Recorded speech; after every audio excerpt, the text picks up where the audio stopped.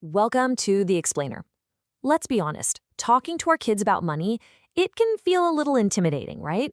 Like, where do you even start? Well, in this explainer, we're going to break down some super simple ways to make money a natural, normal part of your family's conversation, maybe even starting tonight. So let's just dive right in with the big question. Is there a right age, a perfect time to bring it all up?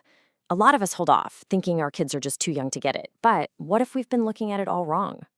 And here's the thing. This isn't about teaching them the stock market or complicated spreadsheets. Nope. It's simply about making the conversation normal, making money a regular part of life, just like teaching them to say please and thank you.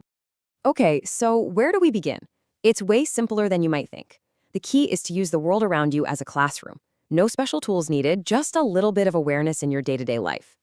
And this is where it gets really powerful because it's so simple. You can start with the most basic idea of all. Money doesn't just appear from a magic wallet. People have to work to earn it.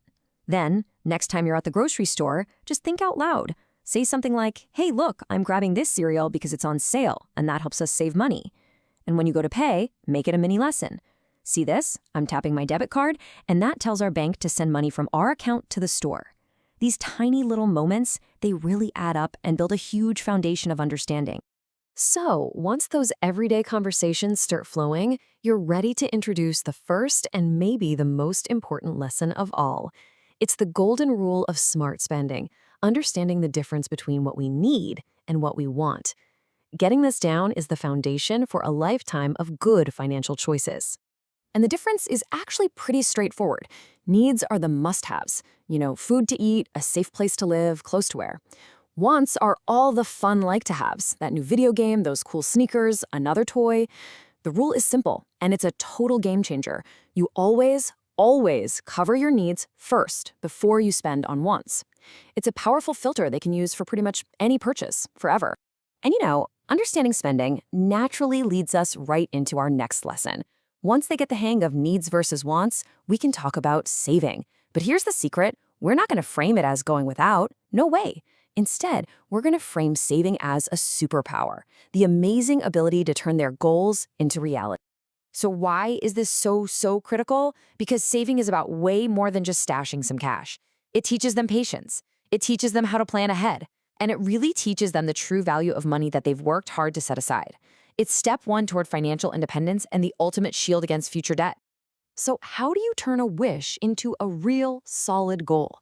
It's just 3 easy steps. First, get specific. Help them pick one thing they're genuinely excited about. That specific video game, not just a video game. Step 2, find the cost. How much does it cost exactly? Now the goal is real. And finally, step 3, make a plan.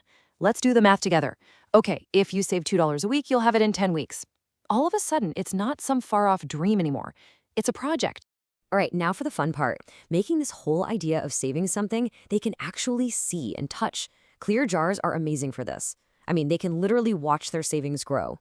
Want to supercharge their motivation? You could try matching what they save. And that trip to the bank to open their very first account and make a deposit, that's a core memory right there. It makes them feel so responsible and grown up. All right, so we've covered spending, we've covered saving, but wait, where does this money they're managing even come from in the first place? This brings us to our final core lesson, connecting the dots between work, effort, and earning a reward. And this is a big one, the allowance. It's time to reframe what that really means. An allowance isn't just free pocket money. Think of it as their financial training ground, a safe, hands-on learning lab where they can practice all these lessons with real but thankfully low-stakes money. So when you're setting it up, the key is just to keep it simple. The exact amount isn't nearly as important as the routine. Start small and be really clear about what they are now responsible for buying themselves. And as they get older and their responsibilities grow, it's a great chance to let the allowance grow right along with them, all the way until they're ready for their very first job.